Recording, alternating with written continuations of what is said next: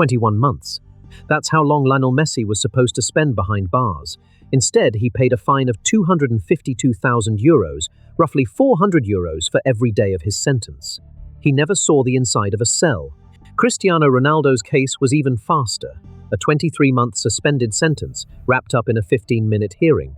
Two of the richest athletes on the planet, convicted of defrauding the Spanish tax system of millions, and neither served a single night in prison. How? The answer isn't just about good lawyers. It's about a system designed to bend for the powerful and a legal loophole that turns prison time into a price tag. But before you decide who got away with it, you need to understand the con. The one they both bought into, the one that almost worked, and the one that finally caught up. In 2007, Lionel Messi was already a global phenomenon. But his father Jorge saw something else, a loophole. The teenager from Rosario was signing image rights contracts worth millions, yet the money never touched Spain. Instead, it flowed through shell companies in Belize and Uruguay, jurisdictions where tax authorities don't ask questions. The structure was simple. Messi assigned his image rights to a company in Uruguay. That company then licensed them back to Barcelona. The income was declared offshore. Spain never saw a cent. Over 3 years, they evaded taxes on €4.16 million of image rights income. That's a fortune, enough to buy a dozen luxury apartments in Barcelona. But the Spanish tax agency was watching. They traced the paper trail from Montevideo to Belize City. They saw the same pattern: contracts signed by Messi, money routed through entities with no real employees, no real offices, just a mailbox and a signature. In July 2016, a court convicted Messi and his father on 3 counts of tax fraud. The sentence, 21 months in prison.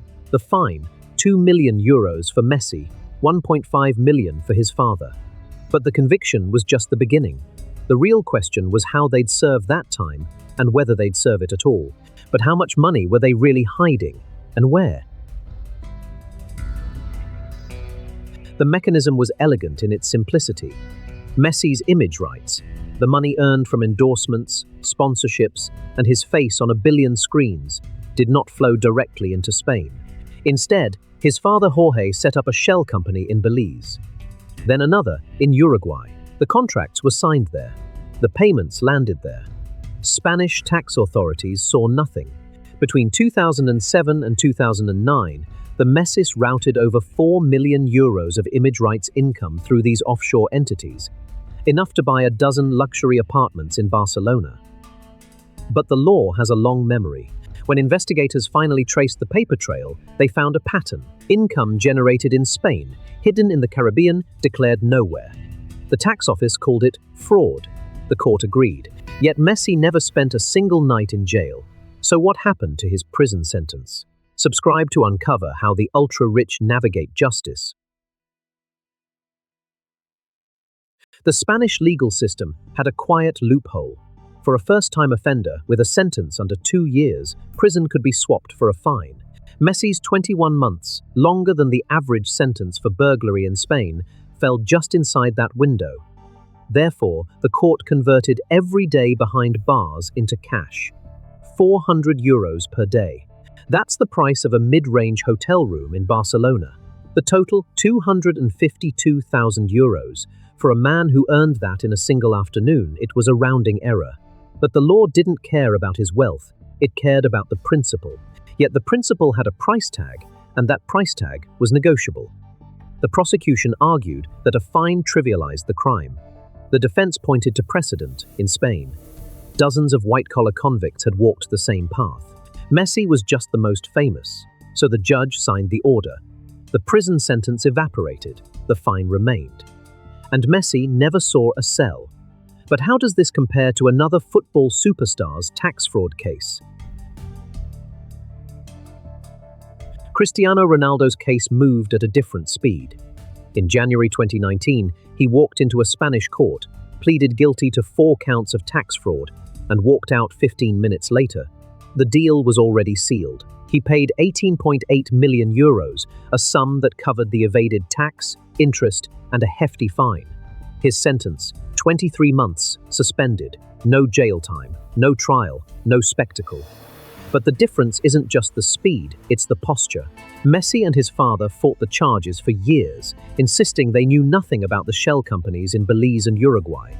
They claimed ignorance. The court didn't buy it. Ronaldo, by contrast, admitted everything up front. He didn't argue, he paid. And the system rewarded that cooperation with a deal that took a quarter of an hour. Yet look closer. Both men defrauded the Spanish tax authority on image rights income. Messi's evasion amounted to 4.16 million euros. Ronaldo's was larger, but the mechanism was the same. Offshore entities, hidden revenue, a structure designed to keep the money out of reach. Both received suspended prison sentences. Both never saw a cell. So the question lingers. Were these cases really treated the same, or did wealth buy different outcomes? So both men walked free. But the paths they took to freedom could not be more different. Messi fought the charges for years, insisting he knew nothing about the shell companies in Belize and Uruguay. His father handled everything, he said. The court didn't buy it. They convicted him, gave him 21 months. Then, in a quiet courtroom in July 2017, that sentence became a fine €400 for every day behind bars he never served. He paid €252,000, never spent a night in jail. Ronaldo watched that play out. He learned the lesson. When the tax authorities came for him, he didn't fight. He walked into court, pleaded guilty, and accepted a suspended sentence. The hearing lasted 15 minutes. His fine was a fortune, far larger than Messi's. But the result was the same: no prison time. Therefore, the system revealed its logic. If you have enough money, a prison sentence becomes a price tag, a calculation, a cost of doing business. The ultra-rich don't serve time. They pay a premium to stay free. And the question that lingers, as the courtroom doors close behind them, is this: if the law bends for the world's best footballers, who's left to hold it straight? The real cost isn't measured in fines or suspended sentences. It's measured in trust. When a global icon routes millions through Belize and Uruguay, the system doesn't collapse, it bends. But bending has a price. Every loophole closed after the fact is a door that was wide open when it mattered. Every celebrity who walks free sends a quiet signal. The rules are for those who can't afford better lawyers. Spain's tax authorities recovered the money. Messi paid his fine, Ronaldo paid his, the treasury got its cut, but the message, that lingers: the super rich don't break the law. They navigate it. They hire the same firms that wrote the loopholes. They sit in courtrooms where the judge knows their face, their charity work, their brand value. The sentence becomes a negotiation, not a judgment, so the real cost lands elsewhere. On the small business owner who can't offshore a single euro. On the worker who sees the system protect the famous while chasing the anonymous. On the belief that justice is blind, when it's really just well connected. Could this happen again? Of course, the shell companies are still there, the advisors are still billing, and the next superstar is already signing their first image rights contract. The question isn't whether the system will catch them, it's whether the system was ever designed to. So how did they walk free? The answer is a loophole carved into Spanish law itself.